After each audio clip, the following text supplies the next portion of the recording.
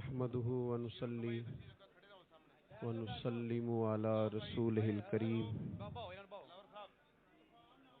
اما بعد اعوذ بالله من الشیطان الرجیم بسم اللہ الرحمن الرحیم ہن لباس لکم وانتم لباس لہن صدق اللہ العظیم۔ درود پاک پڑھ لیجئے۔ الصلاۃ والسلام علیک یا رسول اللہ وعلی آلک واصحابک یا حبیب اللہ۔ حمد و صلوات کے بعد شادی نہایت خوشی اور مسرت کا موقع ہوتا ہے۔ ہمارے ہاں کوشش کی جاتی ہے کہ شادی کے موقع پر کوئی بھی قریبی رشتہ دار، دوست، جاننے والا ناراض نہ ہو، اس لیے نہ چاہتے ہوئے بھی آپ ذرا یہ کیمروں والے دوست تھوڑا موقع دیں گے نا جی، اللہ خوش رکھے۔ تصویریں کوئی ثواب کا کام تو ہے نہیں، آپ تھوڑا موقع دیں، ایک دو بات ہو جائے۔ شادی کے موقع پر کوشش کی جاتی ہے کہ کوئی شخص بھی ناراض نہ ہو، اور کچھ لوگوں کو منانے کا ارادہ نہیں بھی ہوتا تو باوجود اس کے بھی اپنے دل پر پتھر رکھ کر بھی لوگ کہتے ہیں خوشی کا موقع ہے، فلاں آدمی کو کسی طریقے راضی کیا جائے اور شادی میں شامل کیا جائے۔ یہ اچھی بات ہے اور یہ بڑی حوصلہ افزا بات ہے۔ کسی مسلمان مومن کو ناراض کرنا بھی نہیں چاہیے، لیکن عرض یہ ہے کہ جہاں شادی پہ ہماری کوشش ہوتی ہے کہ کوئی ہمارا اپنا ناراض نہ ہو، کوئی ہمارا قریبی پیچھے نہ رہ جائے، تو یہ بھی تو کوشش ہونی چاہیے نا شادی پہ کہ اللہ رسول ناراض نہ ہو، اور کوئی ایسا کام نہ کیا جائے جس سے اللہ تعالیٰ ناراض ہو جائے یا نبی پاک علیہ الصلوۃ والسلام کی ناراضگی کا وہ سبب بن جائے۔ خوشی کا اظہار کرنے کا اسلام حکم دیتا ہے، قُلْ بِفَضْلِ اللَّهِ وَبِرَحْمَتِهِ فَبِذَلِكَ فَلْيَفْرَحُوا۔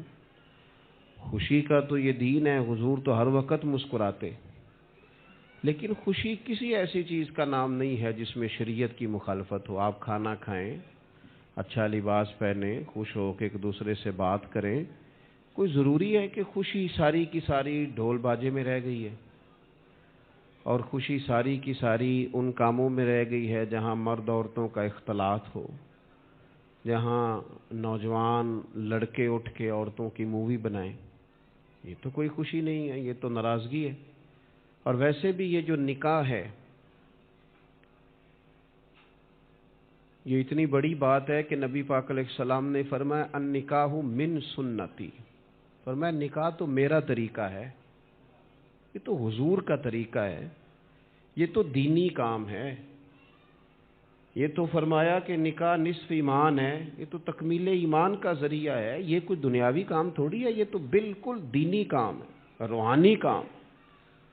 اس میں تو انسان طاقتور ہو جاتا ہے عملی زندگی میں، وہ عیب سے، گناہ سے، بدی سے، بد نظری سے بچتا ہے، تو یہ تو ایک دینی کام ہے۔ تو دینی کام کو دنیاوی بنا دینا، حضور کی سنت میں سنت اور طریقے میں غیر کی آمیزش کر، یہ تو کوئی طریقہ نہ ہوا۔ اس لیے شریعت کے اصولوں کے عین مطابق کوئی منع نہیں کر رہا بڑے اچھے اچھے کھانے پکائیں، لیکن ایسی چیزیں جو دین سے ٹکراتی ہیں، جو شریعت اسلامیہ سے ٹکراتی ہیں، ان سے اپنے آپ کو بچایا جائے۔ حتی الامکان یہ کوشش کی جائے کہ کوئی ایسا کام نہ ہو جسے اللہ رسول ناراض ہو۔ ایک بات۔ دوسری گزارش یہ ہے کہ کتنے دن پہلے یہ ہال بک کرایا گیا ہوگا، کتنا خوبصورت اسے سجایا گیا ہے، کتنے دن پہلے فرنیچر کا آرڈر دیا جاتا ہے، بچے کی کپڑوں کا، شیروانی کا آرڈر دیا جاتا ہے۔ اگر اتنے دن پہلے یہ کوشش کی جاتی ہے تو صرف ایک دو دن پہلے اگر بیٹی اور بیٹے کو کسی معلم اور کسی معلمہ کے پاس لے جا کر، بیٹی کو معلمہ کے پاس، بیٹے کو معلم اور استاذ کے پاس لے جا کے اسے میاں بیوی کے حقوق بھی سکھا لیے جائیں، کچھ نکاح طلاق کے مسائل سے بھی آگاہ کر لیا جائے، تو اتنی زیادہ معاذ اللہ ثم معاذ اللہ، اللہ تعالیٰ معاف فرمائے، جو طلاقیں ہوتی ہیں بچ جائیں گی اگر مسائل کا پتہ ہوگا تو۔ لیکن ہم جن کاموں کی اشد ضرورت ہوتی ہے وہ نہیں کرتے۔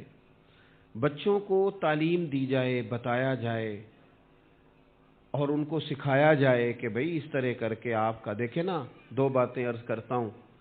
نبی پاک صلی اللہ تعالی علیہ وسلم نے عورت سے یہ کہا تھا، اگر خدا کے علاوہ کسی کو سجدہ جائز ہوتا تو میں عورت سے کہتا کہ وہ اپنے خاوند کو سجدہ کرے۔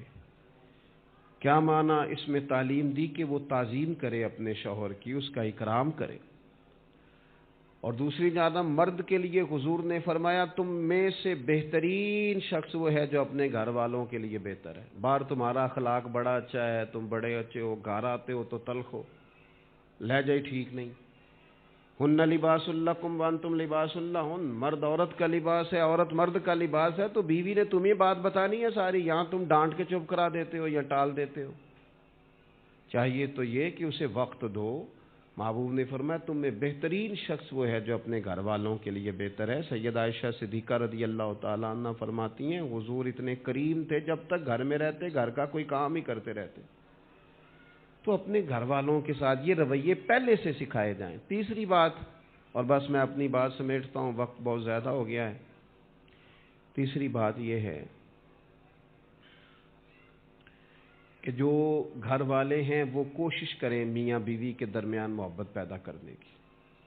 ایسی باتیں نہ کریں جس سے ان کے درمیان، گھر میں ساری نعمتیں موجود ہوں، بچے بھی ہوں، گھر بھی کشادہ ہو، ہر چیز ہو نا گھر میں، صرف میاں بیوی کا پیار نہ ہو، اس گھر میں رہا نہیں جا سکتا۔ اور کچا مکان ہو، تھوڑے پیسے ہوں، لیکن گھر میں ایک دوسرے کے ساتھ تعلق احترام اور اعتبار کا ہو تو وہاں بڑی ٹھنڈی سانسیں لی جا سکتی۔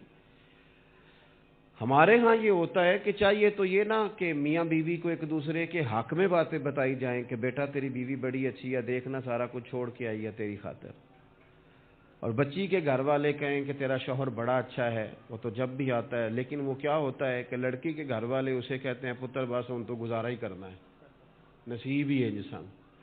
اور یہی بات وہ ویکھو نا، جے منڈے نوں آندیاں سار پانی پوچھ لیندی تے چنگا نہیں سی، وہ بھئی آپ نے دو لفظ کہہ کے تباہی کر دی۔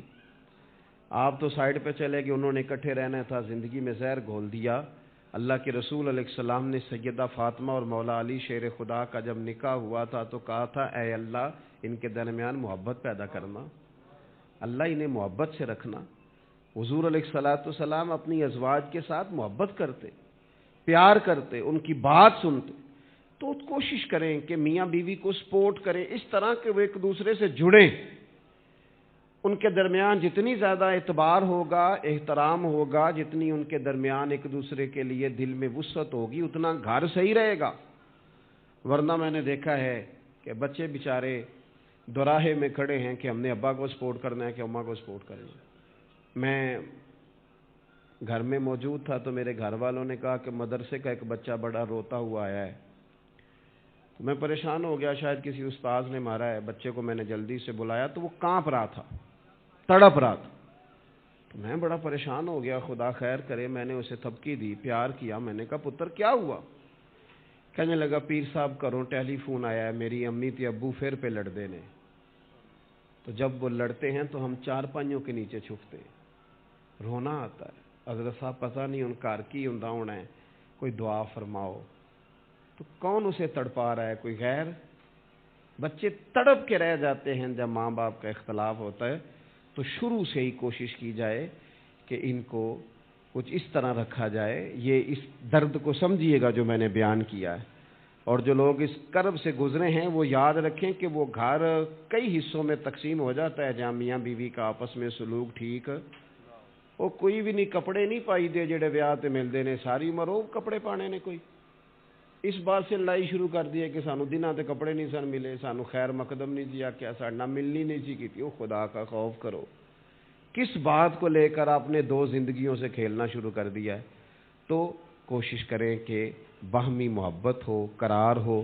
مجھے امید ہے جو میں نے چند گزارشات کی ہیں، یہ میرے شیڈول میں پروگرام نہیں تھا، لیکن دوست بڑی محبت والے تھے اور بڑا ہی رابطہ کر رہے تھے شاید ان کی محبت کا ہی یہ صلہ ہے کہ اللہ نے موقع بنا دیا اور میں یہاں حاضر ہو گیا۔ اللہ کے حضور دعا کرتا ہوں اللہ تعالیٰ ماں بہن دونوں کے بہت ساری محبت رکھے، اور جتنے خوبصورت چہرے اس شادی میں شریک ہیں اللہ تعالیٰ سب کو برکات عطا فرمائے۔ اللہم صلی علی سیدنا مولانا محمد معدن الجود والکرم وآلہ وبارک وسلم۔ اللہ تعالیٰ اپنے فضل و احسان کے ساتھ اس خوبصورت شادی کو، ان دونوں کو بہت ساری برکات عطا فرما۔ اے اللہ ان دونوں کے درمیان پیار، محبت، اتفاق، احترام اور اعتبار کے رشتے کو قائم فرما۔ چھوٹی چھوٹی باتیں درگزر کر کے اعلیٰ ظرفی سے زندگی گزارنے کی توفیق عطا فرما۔ ان کے ماں باپ کو ان کی طرف سے ہمیشہ ٹھنڈی ہوا عطا فرما۔ کائنات کے رب سب کی بیٹیوں کو اپنے اپنے گھروں میں آباد فرما، سب کے بیٹوں کو اپنے اپنے گھروں میں آباد فرما، اولاد کی دکھ تکلیف دیکھنے سے سب کو محفوظ فرما۔ اے کائنات کے مالک، نبی پاک علیہ السلام اور آپ کی ازواج مطہرات مومنوں کی مائیں، ہمیں ان کے طریقوں پر چلنے کی توفیق عطا فرما۔ ان دونوں کو رزق حلال، صدق مقال، اولاد صالح، دنیا اور آخرت کی نعمتوں سے مالا مال فرما۔ حاسدوں کے حسد سے، شریروں کے شر سے، مفسد کے فساد سے، ظالم کی میلی نظر سے، نفس اور شیطان کی شرارتوں سے بچا۔ ایسی خواہشات جو غلبہ کر جائیں، ایسی سوچیں، ایسے وسوسے جو غالب آنے لگیں، اس سے محفوظ فرما۔ اے اللہ مقدر کی ساری خزائیں رخصت کر کے بخت کی بہاریں عطا فرما، امت کی خیر فرما۔ ترکی، لبنان، جہاں جہاں مسلمان تکلیف میں، اللہ امت کی خیر فرما، امت پر فضل فرما، پاکستان پر رحم فرما، دنیا اور آخرت میں ہماری پردہ پوشی فرما۔ رب اغفر وارحم وانت خیر الراحمین، وصلی اللہ تعالی علی حبیبہ سیدنا محمد علیہ